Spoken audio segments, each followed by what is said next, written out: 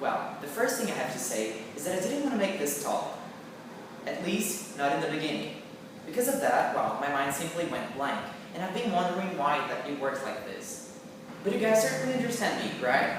I mean, who's never had problems with that crucial school presentation, or with that composition you've been putting off until you noticed it was due to the next day?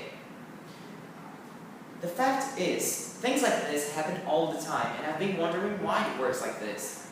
According to my own experience, if the task given is something you definitely know is going to give you trouble in the future, your mind will unconsciously start looking for any other less painful task to relieve the anxiety caused by whatever you have to do.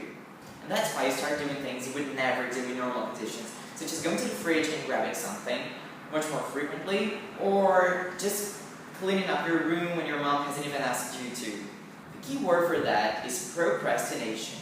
According to Google's dictionary, it's simply the action of putting off or postponing something.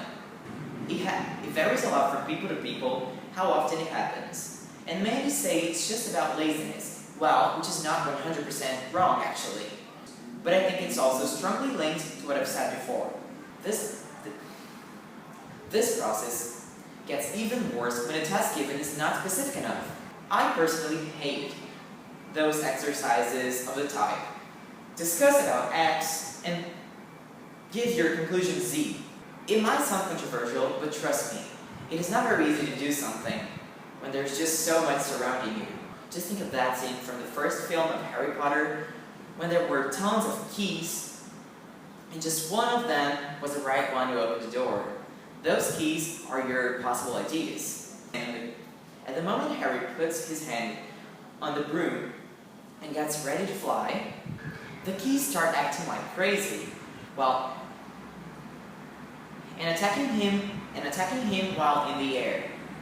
That is very similar to the moment when you finally decide to think about your work, and all those keys or ideas start surrounding you chaotically, making it very difficult to catch something. At the end of the scene, Harry manages to get the right key and goes through the door. This last event can be compared to the moment you finally get an idea and finish your work.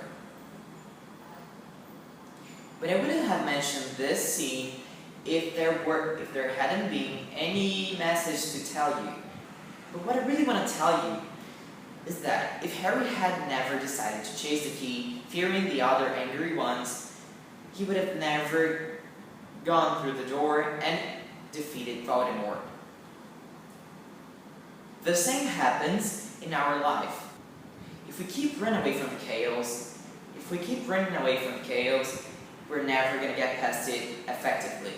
I'm saying this because I've always done everything I've mentioned until here.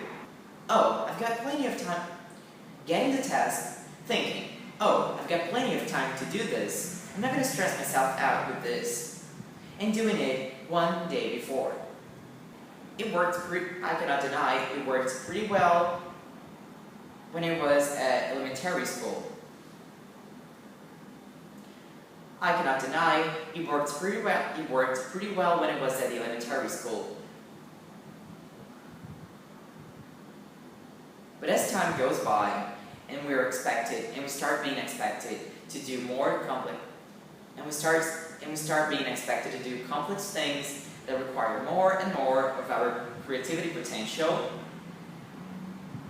the old methodology will just do nothing but to lead us to failure.